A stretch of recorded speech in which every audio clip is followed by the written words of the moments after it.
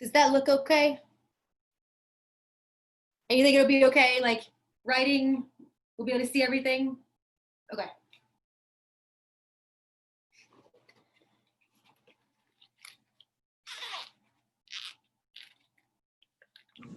You're just gonna have to write big, that's all. Yep, that's kind of what I thought. Whatever I did, it's gonna be pretty big. Okay. And like audio wise, through the computer is okay? Yeah, sounds great. Okay. Yeah, you're good. We can hear you. Okay, great.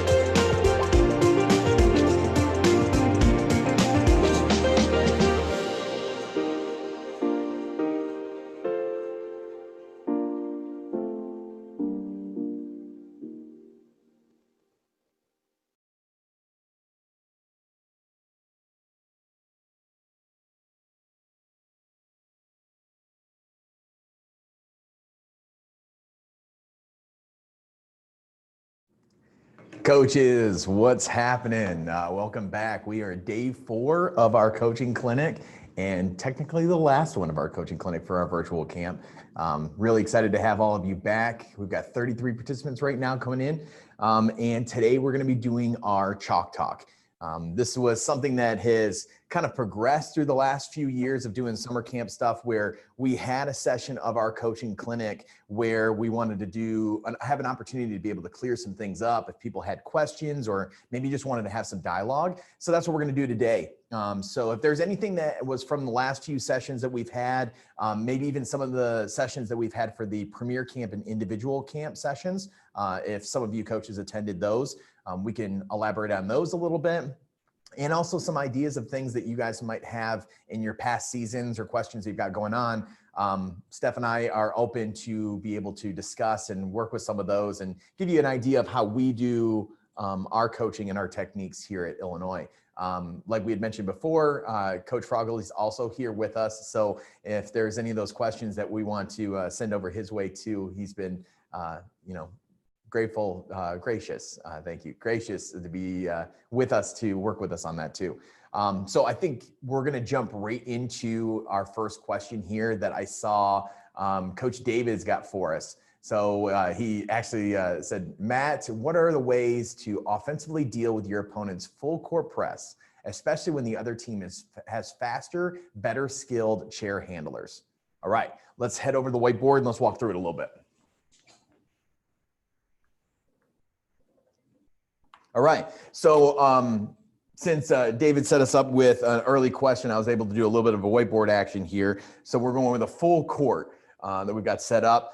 We've got the ball down here at this end that's going to show us where we're going to be going for the inbound. And I've got some sections blocked off here of easy visuals for your athletes to show where we don't want to be in a press break situation. So obviously all four of the corners of the floor, we want to stay out of those because the defense will be able to pin us in that direction. Whether we receive the ball or not, we're going to be stuck in a corner that we're not able to get out of, that we would have to pass out of.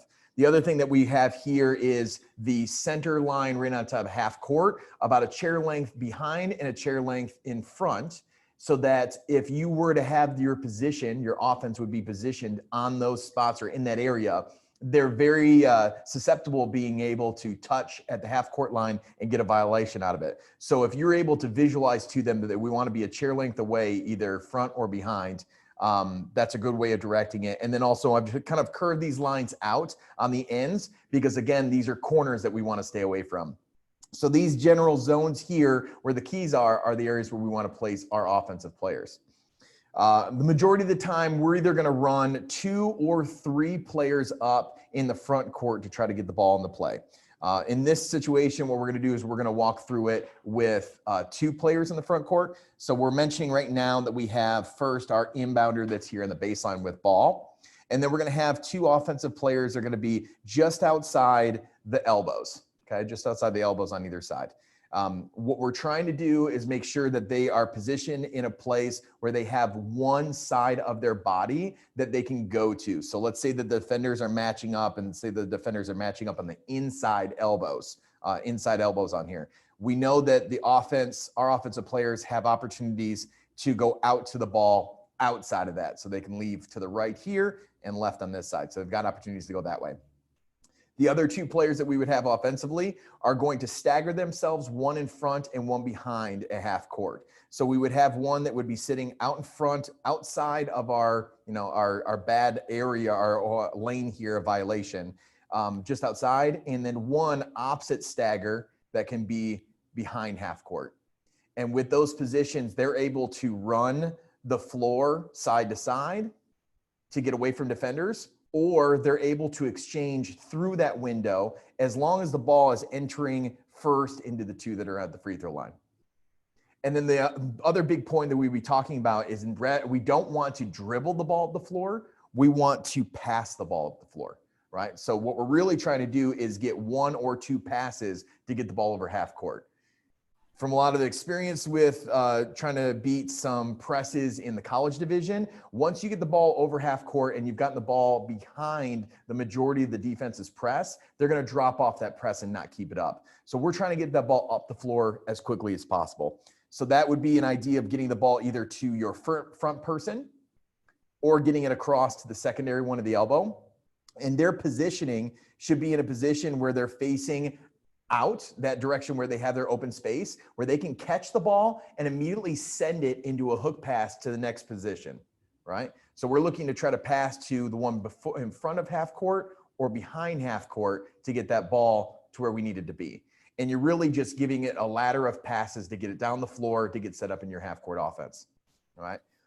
Once the ball has passed you, your ultimate read in this is continuing to cross, going sideline to sideline with crosses to try to rub off contact of pressure from the defense on you to be able to get numbers transitioning in our offensive end. So that's just a kind of a simple breakdown of knowing the directions, the area where we want to make sure our athletes are set up at.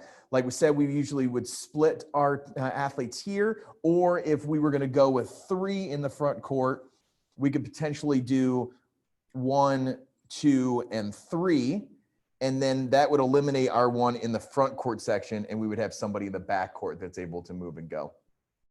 But in the same concept, if the ball is being sent to 1 or 2 that are here in the front, the third is trying to fill that direction while also crossing court and rubbing off on contact. Okay, cool. Hope that works for you, Coach. And if we have more questions on the press break stuff, I'd love to talk more about that in detail if you need to. But we're going to let Steph jump on into another question. Cool. Just to add a couple things to that too, like in thinking about press break, you can think about it conceptually too, right? Like you don't have to run the exact same press break that Coach Buchi set up there. And if you're thinking about it from a conceptual standpoint, you know, it's really what your press break is your offense extended into the full court, right? So if you think about your offensive principles of creating space and attacking backs, turning, attacking, and holding backs, carry those into your full court. So it's not some kind of different offensive concept that you really have to think up, right? And I think what that does is it helps your athletes connect the two, right? That it's, our goal is still to score. Our goal is still to use all our tools on offense to score, but it's just extended in the full court. So if you're really trying to get them to connect what they do in the half court with what they do in the full court, it's really good to speak like just conceptually about it too, so that it's not two separate things they're thinking about, right? So how are you creating space? How are you turning, attacking, and holding backs? So those would be the 2 additional things that I would mention in press break as well, to make sure you control those factors. Okay, so we've got a couple of additional questions on here. Let's see what we're gonna go with. All right, so we've got a question in here about sealing. So the hardest offensive concept for me to teach to my kids is seals. How do you teach it? What drills do you work on to work on sealing? So before I get into kind of just some basics real quick of how to teach sealing or how we teach sealing, we work on sealing in a 2-on-2 quarter court drill, kind of like I talked about this morning with defense. You can work on it 2-on-2 quarter court with a passer because this is an off-ball read generally. So you'll want to have the passer be off ball or the ball not be in the drill. That's like the best way if you're initially teaching it to work on it. So really what we're thinking about with sealing, we've got our key here, okay? Baskets here, all right? And offensively, so to kind of explain a seal is an offensive technique and tool that's used if we have a bigger person or a mismatch that we want to get inside, right? And we can go as simple or as complex we want this. I'm going to keep it pretty simple. Basically, it's seal to get someone with height inside. So you've got your defenders here, and you've got your offensive players here, kind of in a dive situation, a screen situation like Coach Buchi talked about yesterday offensively, right?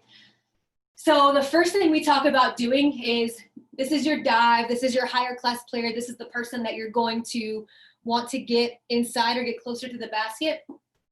And this is your person that's going to be doing the sealing, okay? Your first read is to, we call this moving the stack. So you want to move this stack of defenders either high towards the elbow, which is going to set up a low seal, or you're going to move them low towards the baseline to set up a high seal. A lot of times what you're looking at are these two defenders, right? And of these two defenders, who's going to be the easiest defender to get a seal on, okay? So let's just say we want to set up a low seal. So this sealer is going to come high, okay? And basically what their job is and what they're trying to do is to move a defender, one of the defenders high. And then as they move up, their teammate is going to come and put some contact on that defender that they've moved, okay? So now we've moved both defenders high, and we've moved both offensive players high, okay? So now we're kind of in a situation that looks like this, all right? Now we have all kinds of space low, okay, because this is the basket, all kinds of space low to now have this player come low, okay, seal this defender off so we're coming nice and tight to this defender, okay? As they come through, the person we're sealing for is going to do a J cut, which basically means they're going to pull backwards and spin away. They're not going to turn their foot plate in to these defenders because they're going to get stuck, okay? They're going to spin away from those defenders and basically just follow the lower class player in, or whomever it is. That's a generality. Usually it's a lower class player sealing, okay? Couple things to remember. This is just a quick walkthrough of this. Couple things to remember. One, communication. This off ball side should be communicating with wherever the ball is that they're about to seal, and to start to look inside. You know when you're going to be able to set this up and have the opportunity. Another thing is once the sealer comes in and does their job, they've got to find a way to get out of the key, whether it's circling back through, whether it's crossing here, coming out the top, they've got to find their way back out of the key. Last thing I'll mention is when you're the big or whomever's being sealed for, it's coming around to follow the seal, you want to be right behind the person that's sealing for you, okay? Like sometimes you might even like push them through the key. Almost like your foot plate and that front bar in your chair might be on the 5th and 6th wheel of that person, and you're pushing them on through, okay? So that's like the generalities and basics of setting up a seal, either high or low. So that's how we teach it. Like I said, drills we do to work on it, 2-on-2 quarter court without a ball is a really great way to work on this, to have your offensive players working on some seal concepts. Awesome. Steph, if you could real quick, just draw up and go through the motion of the seal and do it just a little bit larger so they can see kind of the positioning of everything. I think just the distance where you're at, so the fine details. Yep, no worries.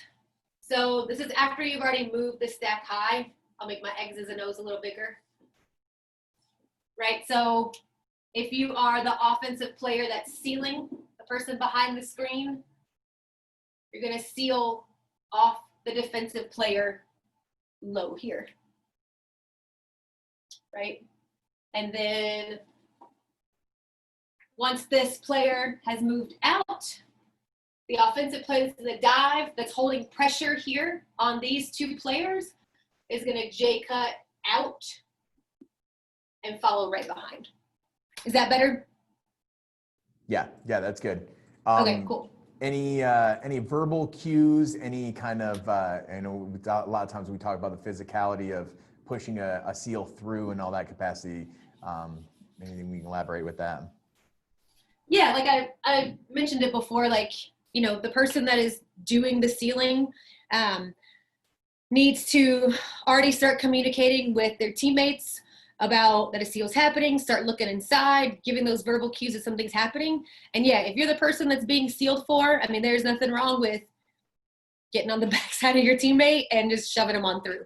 I think a lot of the littles, I was one of those people that got shoved through the key every now and again, and it's part of the game, right? And like you you're doing your job of getting your teammate in, and they're doing their job of getting in and then helping you get out the key, give you a little boost to get out of there. So yeah, it's going to happen. I think we can't be gentle about those things. So yeah. Great. Yeah. All right. So we've got another question from Coach David. As a coach, what do you teach your team to do when you have the ball and there's under 10 seconds on the shot clock and the ball handler is not in the position to take the shots? So there's a lot that goes along with this. What I would say, and what we kind of do with our college side of things, is we go through a lot of reps in end game situations where there's a position late in the shot clock. What kind of reads and what are we looking for? I would suggest going through reps on that, but then we also want to walk through what would be the read and how people would be crossing and sending picks for each other to get to the position where we want to be. It's a tough one. It's, I think, just talking about the basic reads, especially what we talked about in one-on-one offense, about working in open space. If we have locations in place that allows us to get ourselves reset, that gives us an opportunity to run one more set before we run out of time in that shot clock. So I would be working on some high-low, low-high pick reps that would work on that. Steph, Frog, do you guys have any ideas of what you would do to teach as a coach for under 10-second plays? Well, I would just say, again, conceptually, think about it like you have ball swing still available to you. 10 seconds is actually a long time. And so the person with the ball doesn't necessarily have to be the one that gets into a scoring position at that point. So you can also still utilize another ball swing as well.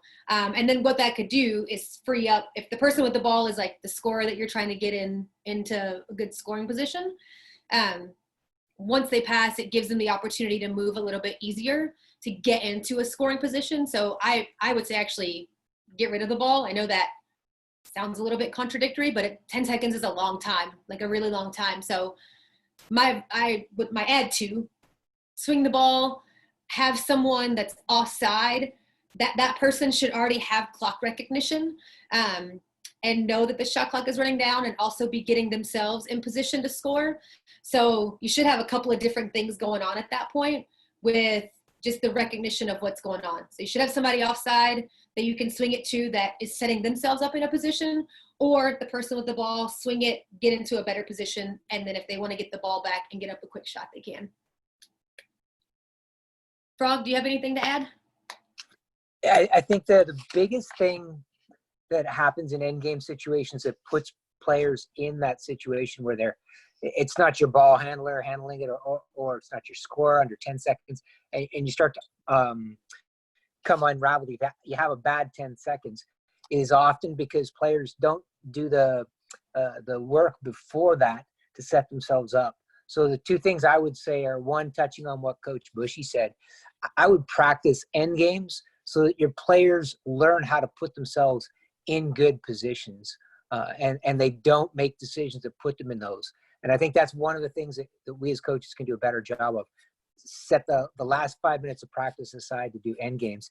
And then touching on what Steph said, it's as part of your end game is just an extension of your regular offense. So understanding how your basic offensive concepts unfold when you have the time restriction of 10 seconds to play.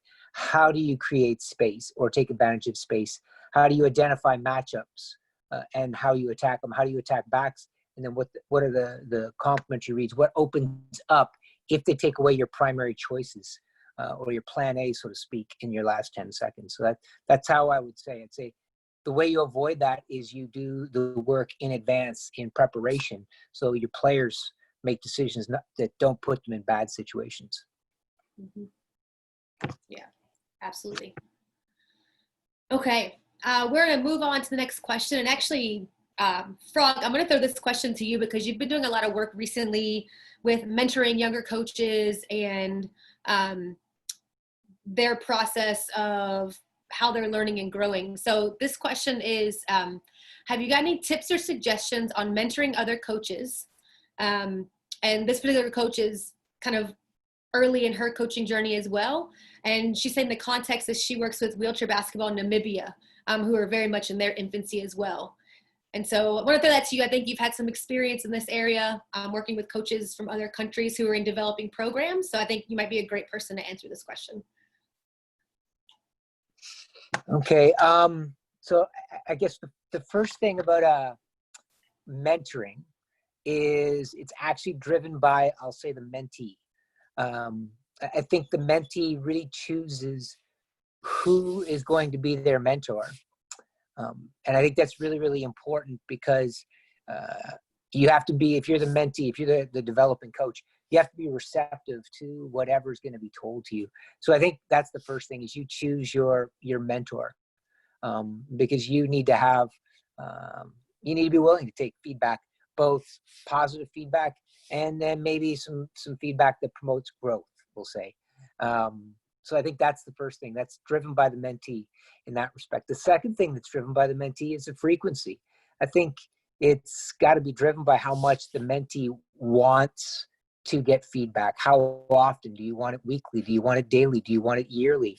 Do you want a little bit at a time? Do you want a lot at a time? So I think the relationship gets driven a lot by the mentee when you're starting out. And then the last thing I would say is you want to sit down with the person who you decide to have mentor you and how much you want to have that driven. And you want to set out a plan. You want to talk about what are the things where you want to grow.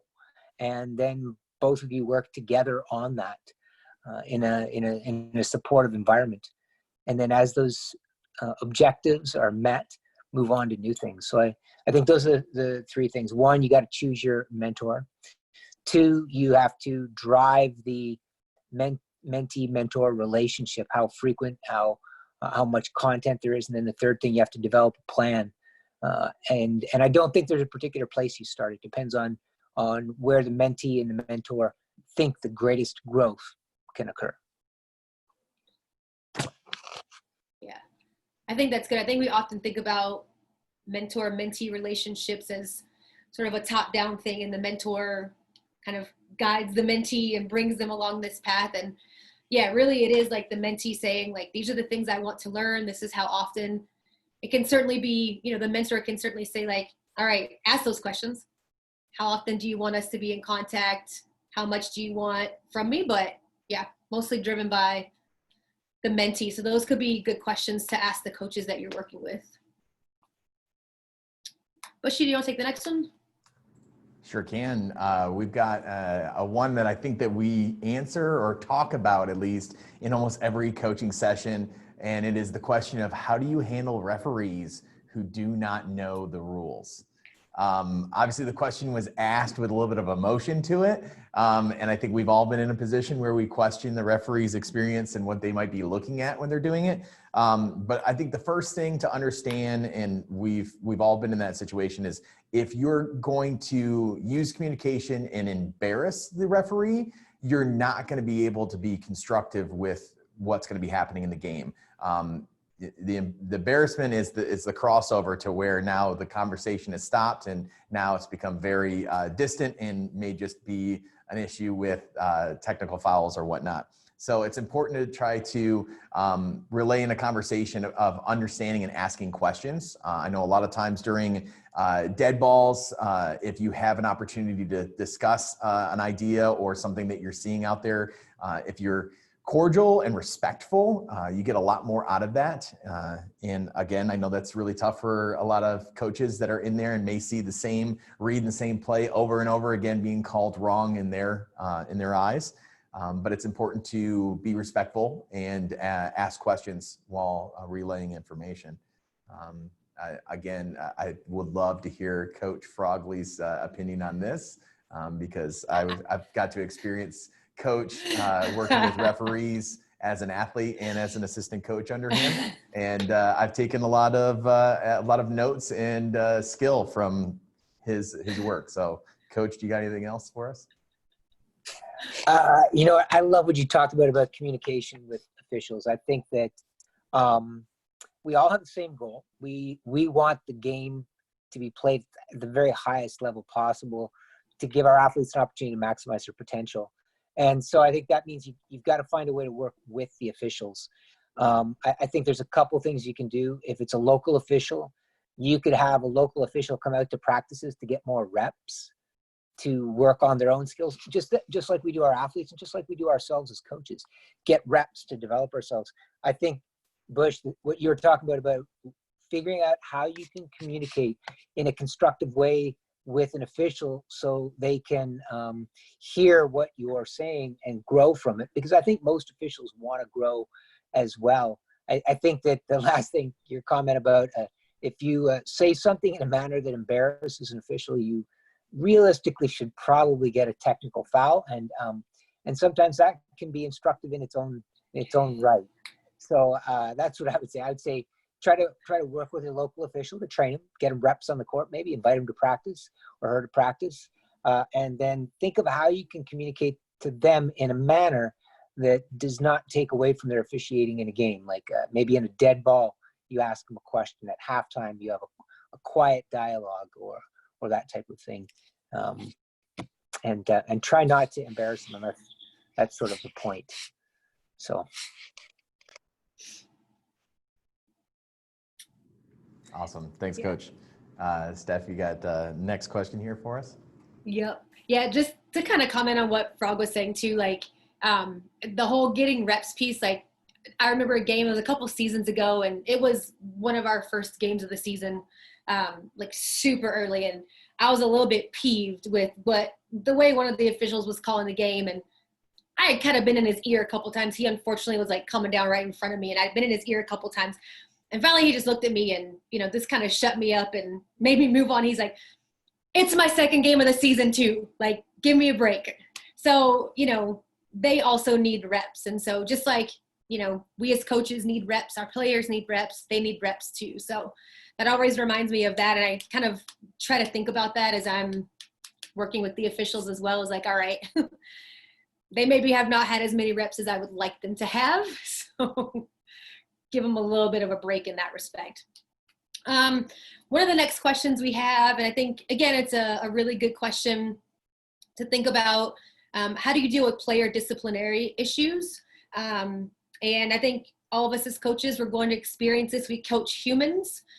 We don't coach robots. We don't coach people who are unemotional or who are not going to have flawed decision-making sometimes and make mistakes. And I think the biggest thing that I learned, I actually learned this from Frog, is I think sometimes we're really quick to jump down a player's throat because of their behavior. The behavior is kind of the outward response of something that's going on.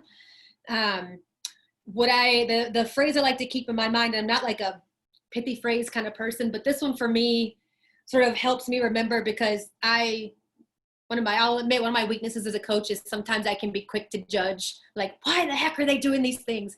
This is not what we want them to do. This is a terrible decision. I have to remind myself, get curious, not furious.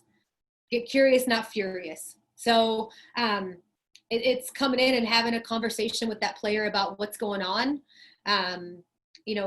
Why there's probably something going on in their life that is in no way, shape, or form related to basketball or related to anything that you're possibly angry about. So one, I want to have a conversation to get down to whatever the deeper issue is. Whether it's school, personal life, whatever it might be, it's probably not me.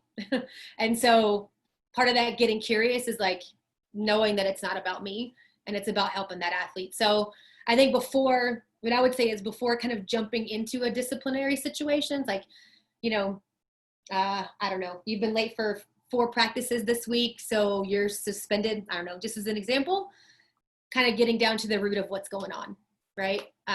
Is what I would say. Ask a lot of questions. Have that relationship built already, that you have a good foundation where you can talk to a student or an athlete about what's going on. That's been a huge area of growth for me as a coach. Like, I was really quick to judge and get furious and kind of come down and want to discipline versus wanting to come from a place of love and care and figuring out what's going on. I don't know if Frog, Bushy, you guys have anything you want to add to that? Coach, I'll jump in.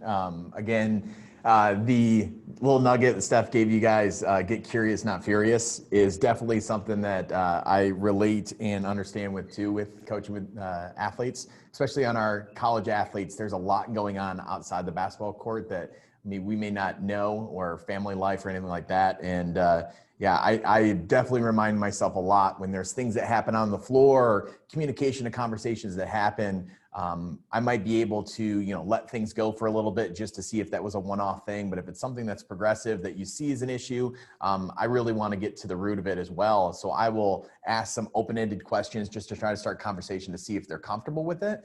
And if that dialogue starts, that's great. And I think a lot of that dialogue starts by all the work that you've done beforehand, building a great culture and community with your athletes, so they know they're comfortable coming and speaking with you. There's so many times where I have athletes in practice and it's like, wow, they just don't seem themselves, or things aren't going right for them. And then they happen to do their individual meeting with me, and I find out that, something's going wrong at home, or, significant other or something like that has been happening. So yeah, the outside stuff happens, and it's important to do that. And then that also pays dividends to that athlete when it comes down to issues in the future. They know they can come to you. Mm-hmm. I would add to that, Frog, maybe before you jump in, and I'm not sure if you were, but I always try to keep those conversations about the individual player's behavior and not who they are as a person. And I think it's really important to delineate between the two, because sometimes if we come with them and attacking statements with, you're lazy, you've been late 3 days this week, like that's such a lazy thing to do. We're coming in a very aggressive way and attacking who they are as a person, versus just keeping it about the behaviors. Like, I've noticed you've been late, right? Or I've noticed X. I always like to start sentences either with I've noticed or I'm curious about. And I figure, a lot of times when I start sentences that way, it opens up a dialogue versus me kind of coming at them in an aggressive way about, how I see who they are if they've been making mistakes. So yeah, usually those kind of questions lead you down a path of really, it's not disciplinary behavior. It's just talking.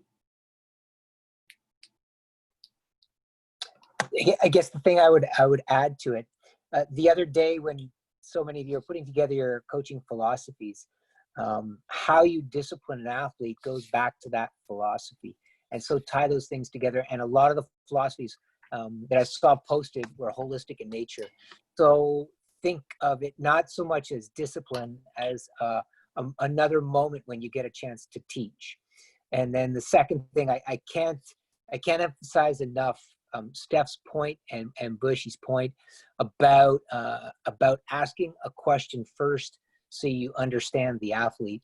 I see that as being one of the single biggest mistakes I see in coaches, in teachers, in leaders nowadays, is they start by stating and directing as opposed to asking a question to understand. And so those would be the two things I would say. Tie it back to your philosophy, the holistic nature, and it's an opportunity to teach, and really emphasize asking a question to understand. Absolutely. Yeah. And I think we're getting into also a little bit of the art of coaching too, and understanding your athletes and what you're able to do with them. So it's great. Great conversation. Great question. We're going to jump into another interesting one, and this will be one that I think it'll be fun to have conversation between the three of us. Will be on the process of game planning, because I think Steph and I's game planning is some variation of Coach Frogley's game planning, because we've learned and worked with him on that planning. So the question is, can you talk about your process in game planning? How do you come up with your plan? When and how do you provide it to your teams? In juniors, we play against some teams we've never seen before. How would you game plan for them? Okay. So what I would say in personally, and a lot of times for our college teams, is early on in the season, we have not seen that team before either. We've seen some of the players on there, but they've got new freshmen they're in, that they've got some players that may have left. They've got transfers, whatever that might be happening. So we'll get that same type of feel. What I would say, and what I'm experiencing year after year, having new athletes coming in, is that the information that I received when I played in college level is almost too much information detail-wise than what I present to our athletes now. I don't know if it is a attention span type of like new technology type of feel that they want things quick. But the feedback of the last couple of years that I've gotten from the athletes is when I put together a game plan, they'll come back to me and go, okay, I just need to know who the threats are. I just need to know who the jumps are. Or they'll ask something that's just very small details. And when we reflect back, they're like, yeah, we need to have it shorter. We need it more concise. We need more of this and that. But they'll have questions on the side. So I think kind of going back, the first question is what do you need the athletes to remember from what we've been training in practice? And I love the concept and the ideas of Coach Wooden that he never really talked about in his game planning of who they were playing against. It was all about planning what they were going to do in their skill level. And if they played to their best ability, they would win the game because they would play their game. So keeping that in mind, that if you can keep the focus on what your skills are and what you do, that's going to put you in a position where it doesn't really matter who you're matched up with.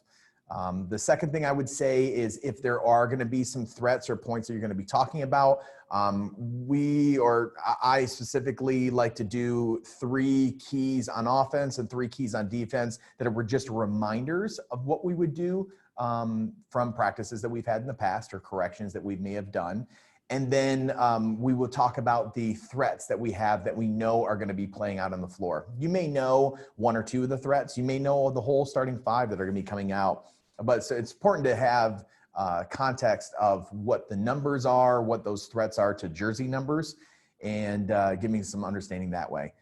So that's kind of like the nuts and bolts of what the game plan would be. But also it's really important to have some kind of focus or guide at the beginning of that game plan that I like to do is across the whole tournament that we're in, or potentially having something that connects for that semester or year.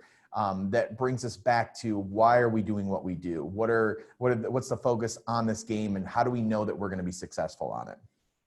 And then lastly would be, how do we evaluate ourselves? Because if you go into every game, especially in a juniors level, and the evaluation of success is whether we won or lost the game, you're going to have a lot of frustrated players and you're going to have a lot of losses depending on how you are successful in the season. I think it's really great to have small goals that understand that even if we had a close loss in a game, we may be successful in 3 or 4 of the goals that we placed in there. And we knew that we wanted to have under 12 turnovers in the game, and we had 7 turnovers, and that's a win for us. And so that's successful. And that's how you get through losses, by building it up in that game plan.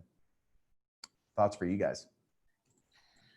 Yeah, I think those are all great points. Those are all things I look to and think about. I think I would also encourage you all to connect it to your season planning from what we talked about on, gosh, was that Monday? We did season planning, or Tuesday, whichever day it was. And my game plans sort of evolve as our season changes, as we go from early season games to mid-season games to end of season games. My game plan is going to evolve based on where we are in the season, whether we're focusing a lot on our own development, or whether we're more towards the end of the season and we can refine some things and get into some specifics. So my game plans are directly tied back to the planning that I do with my season planning, monthly planning, stuff like that. Kind of like Coach Buchi said, my student athletes never hear anything different in a game plan than they've heard at practice. Everything comes directly from what we've been working on at practice. So we're not going to get into a game plan situation and like they hear something brand new, because that's probably the worst thing you could do for them, is to throw something brand new in at that point. Kind of thinking about a couple of the other questions that were within that, like when and how do you provide it to your team? With our ladies here on the college side, like I usually give them the game plan about an hour before the game. And that way they have time, a little bit of time to digest it. They can come back and ask questions. Some of them are more visual. They want to see it once we're done. If they want to see it, a lot of times I'm old school. I'm a writer. I like to write things out. So I'll take a picture of it and I'll send it to them. So like if we're, 30 minutes before the game, they need to look at it. They can kind of glance at their phone. They're probably going to have their phone anyway, listening to music or whatever their, pregame routine is. So I usually provide it about an hour before, and then if they need to see it, they can. But again, it's, you know, what your team needs. Like maybe they need it the night before.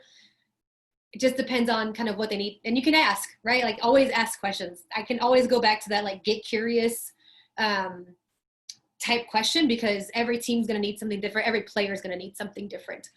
Let's see. I lost that question. Oh gosh, there were a couple other questions in there and I can't see it now that I thought were good. Okay. When you play against teams you've never seen before, kind of answering that, like how to game plan for them. I watch during warm-ups. Every team's going to warm up in some way, shape, or form. And so even though you generally do your game plan before warm-up, one, your game plan can be about yourself, right? And the things that you need to do and execute. But if you want to give your athletes a sense of threats or where they score from, or, you know, kind of those basic things, you can watch during warm-ups, see what hand people shoot with, who's taking shots from where, who's taking the majority of the shots in their warm-up, that kind of thing. So that's kind of a little bit of insight if you've never seen a team and you need to just give some basic information. And then I think about like process of game planning, like there's a lot we could go into there as far as like scouting and what you bring out of a scout, and the information that you gain. Just to give a little bit of insight there, if I'm scouting another team and I have time to prepare, I'm watching offensive threats, where they like to score from, what hand they shoot with, or what hand everybody shoots with, where everyone wants to shoot or score from, kind of what their goals are. And then defensively, I like to watch what kind of defense they play. Do they press or not? And then where does their help rotate from? I watch a lot of help rotation just so I can understand how our offense is going to have to adjust off of that. Like some people bring help from the point, some bring help from the 4, which is offside. And then that just kind of helps me have an idea of what our offense is going to look like. So just a few tidbits about that. Frog, do you have anything to add? No, you guys covered it all. I wouldn't add one thing to that process and all the things you guys described. Success. We nailed it, Steph. Yes. Yes. For those of you on the call that don't know, like both Buchi and I played for Frog. So it's kind of like, you know, we're in these positions and we're like, okay, we want to get the answer right so that and we proud impress of us, so our former good, coach. Right? What's Dad's that? Dad's proud of us. Dad's We're like, proud yes, of we us. got it. Awesome. Exactly. Dad's proud of us. So just a little insight. We both actually coached with Frog as well. So yeah, just to give a little insight and background there. All right. Is it me? Think so? Yes, Gosh, we have some good questions in here. I'm trying to find the ones that we can kind of have a larger conversation about. Well, if you want to keep looking for questions, I can jump on we have 2 questions that are talking about video and film breakdown. Oh, yeah, go ahead. So I could talk a little bit about that. There's a couple of different ways of going about doing it. I know that in some other programs have been using Huddle, which is a program that you can download and have an account for to be able to analyze video, share video in that way. They also had a company called Crossover that is kind of the same capacity, but now Crossover isn't really a thing because Huddle bought Crossover. So I think they're kind of dissolving Crossover and it will just be a Huddle situation. But in the most simplest ways, using technology of both a way of saving and sharing video and then also doing Zoom calls like this has been the real game changer for us, especially now in this kind of COVID situation. What we're able to do is we can share through Google Drive. You're able to have a certain amount of space in there that we can download and share video in that way.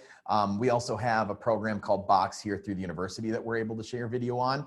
But then also sharing that video could send or make notes or, send in an email, maybe just texting with some of the athletes about timestamps in those videos. So, you want to go to video number 3 of our game that we had, and at 2:15, I want you to take a look at this and see what you did here in a defensive jump from low, and we want to make sure we dump from high. Giving some feedback that way that they can see and get some examples of is really great for film.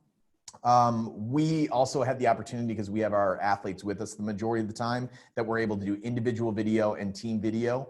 But to replicate that, you could do team video here on a Zoom call. What we're currently doing, if you were to have a Zoom call and share the video, what we've done with our guys the last couple of weeks is had them all come in for a Zoom call, and one of the athletes picks some film that they want to watch as a collective group, and we assign them to do a little bit of homework. The last one we just did, we watched some international film from Rio, where we had a couple of teams playing that were not teams that we were comfortable with or knew much about. And then we got to analyze it and talk about it and see things that they do differently and what we could use from it to take notes. It's a really great way to get the kind of the wheels turning and getting them thinking more about basketball.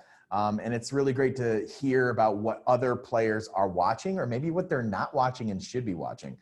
I think Steph and I both have been in a position in the last couple of years where we found out that some of our athletes didn't watch able-bodied basketball on TV, and that like blew our minds. Like, you're missing out on opportunities to see endgame and see different types of skills and things.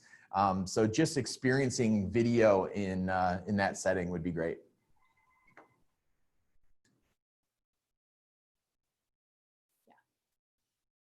Frog, anything to add? I don't really have anything to add to that. That's generally what we do with video. Frog?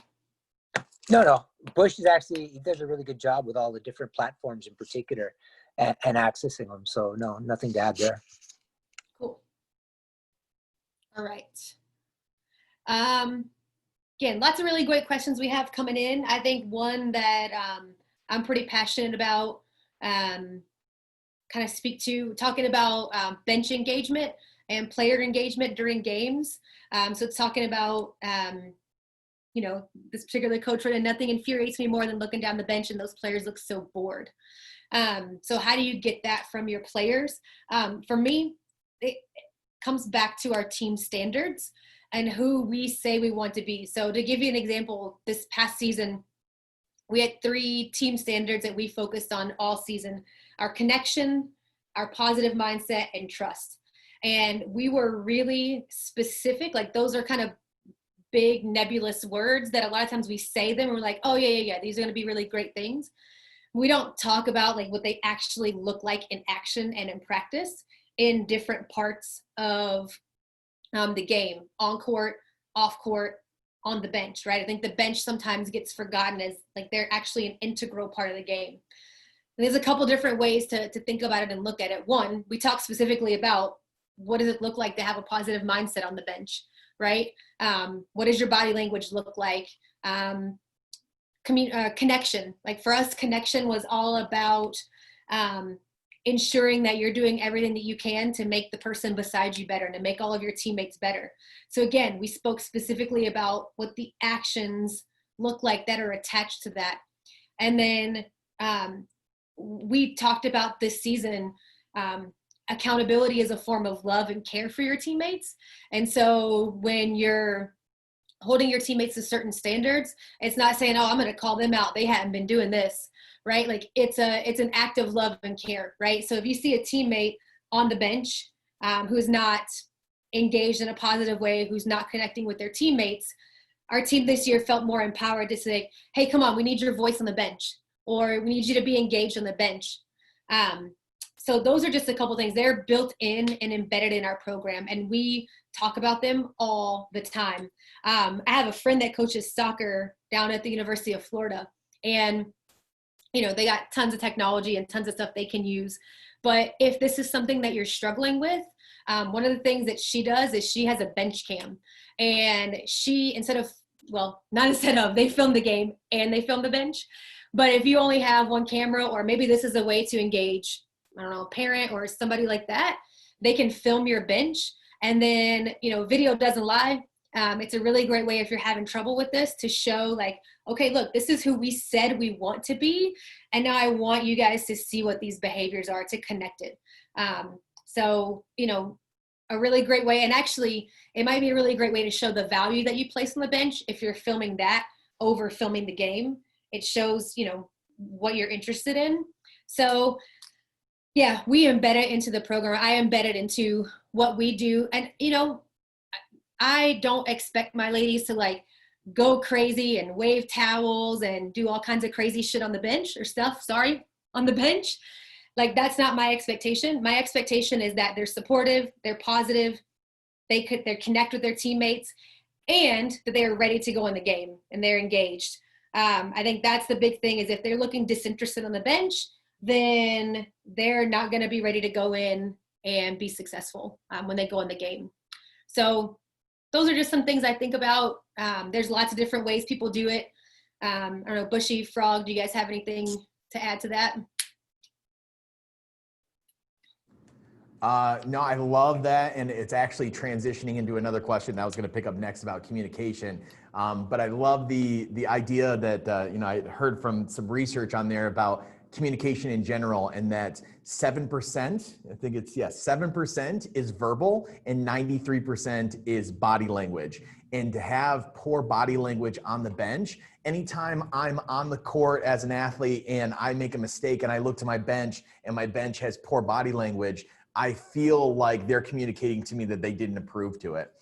So having proper body language just in that, and I think there's so many examples of bad body language in professional sports that a lot of our athletes get to see, is when, an elite athlete comes off the court, goes to the bench, throws a towel over their head and just sits there and gets by themselves. They want to be like that because that's what the top athlete would do. But what an incredible teammate and athlete would be if their body language showed that I'm with you. I just came off the court, but I am still on the court with you the whole time. And that may start with the coach. That coach has got to be the example on the bench to be able to give those examples of body language and share it. That was one of the things I always loved that Coach Frogley would coach with us, is his progression in his coaching career of engaging the bench and communicating with them more, asking questions and coming up and down the bench, because it always kept us responsible for staying up with our body language and asking questions and staying in tune, because you never knew when you may need to jump back in if there was foul troubles or something that happened on there. And you get that athlete that's just totally out of it on the bench, and now they're not prepared to jump in, and you're better off just playing the person that got their fourth foul than it is the athlete that's on the bench that wasn't paying attention, Coach, you got anything?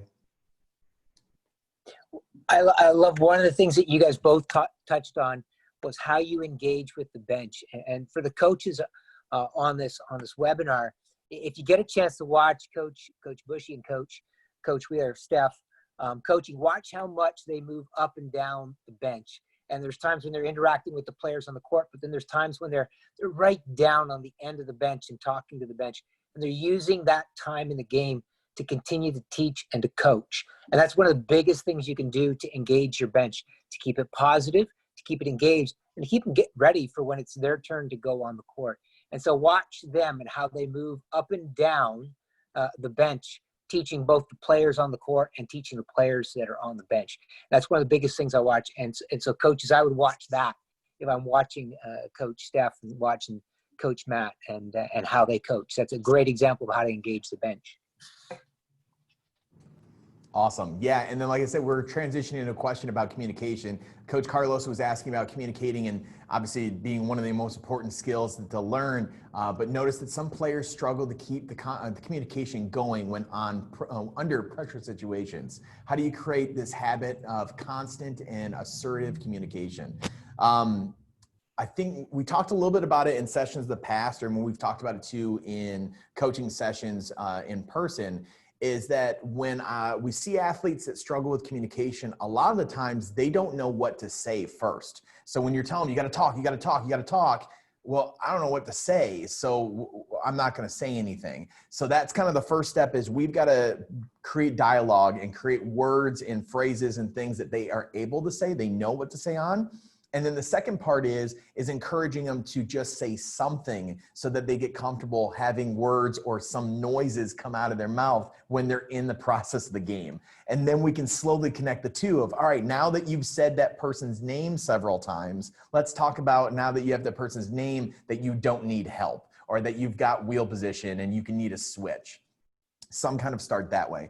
I know a lot of times, even with our college athletes, there's moments where they're so focused on the new drill or the different fine details that we're working on, that the first thing to go is the communication, because their mind is focused on that skill. And more on the art side of coaching.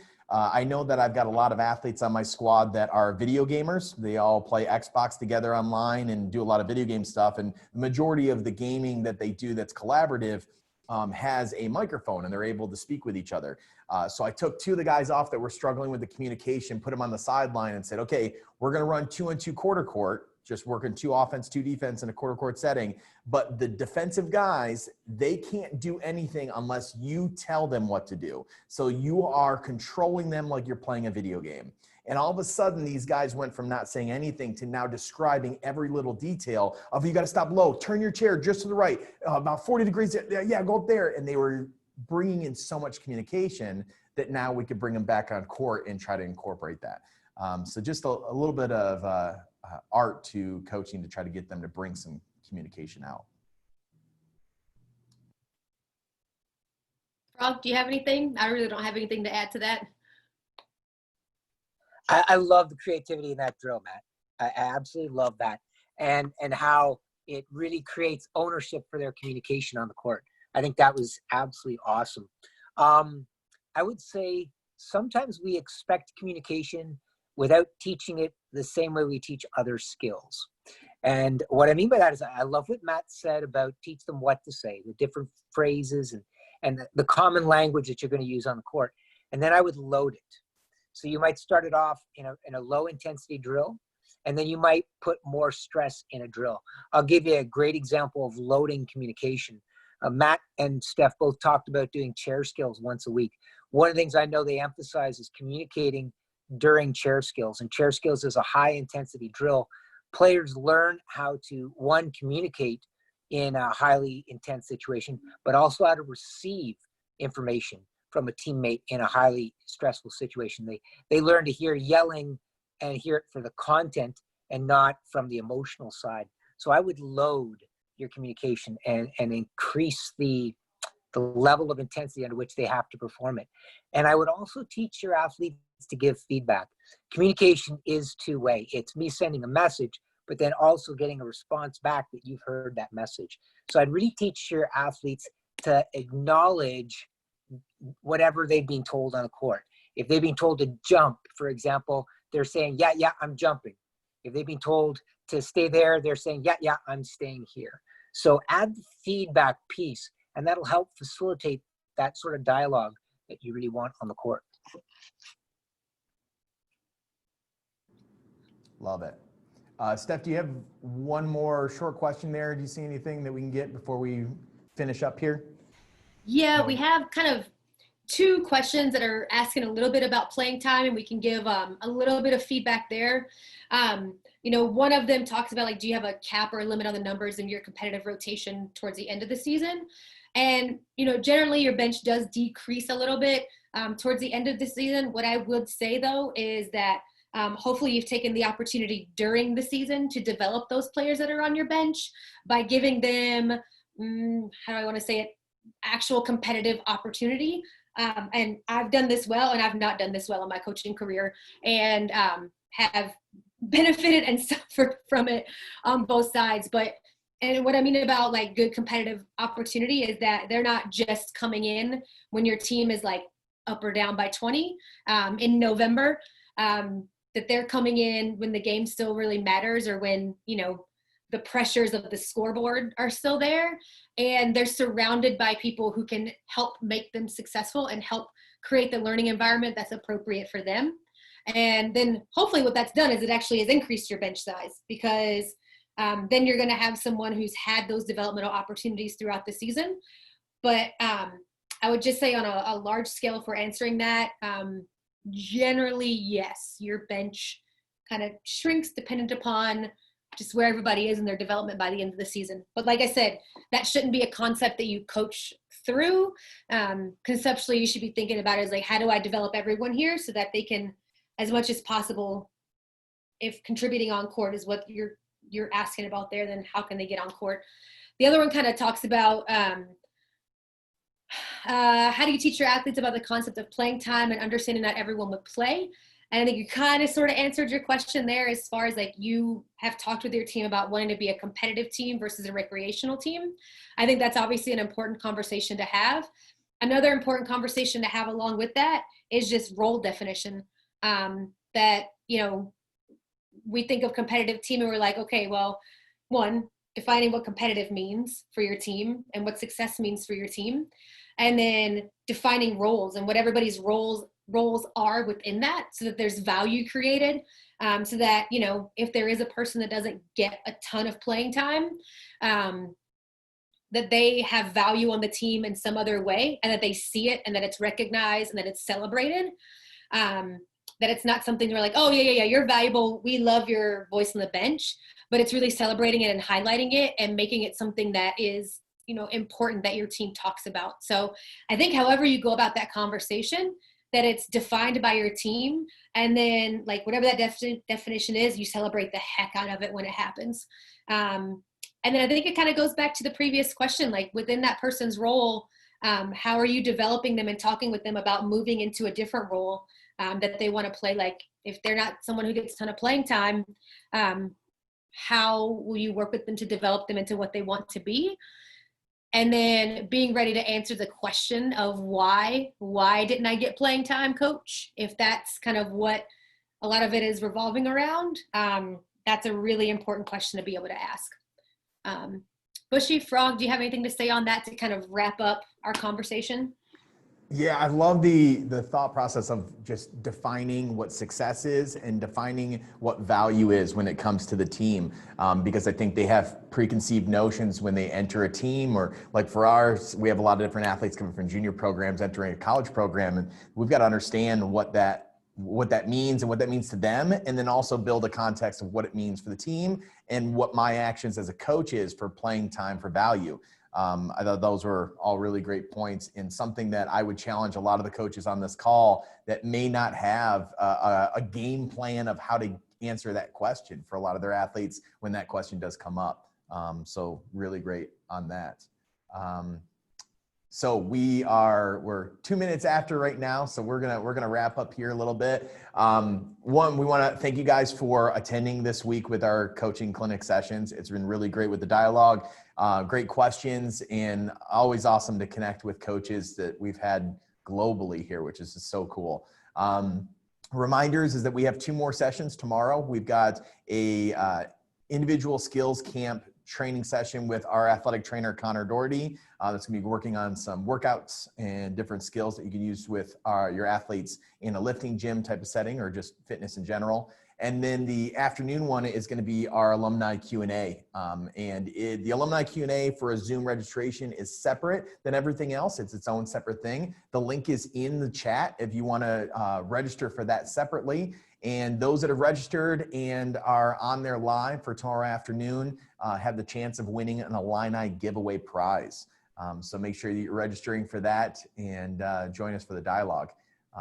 Again, Coach Steph and Coach Frogley, really appreciate it. And we will hopefully see you soon when we build some more camps and clinics and programs like this in the future. Thank you guys. Have a good one.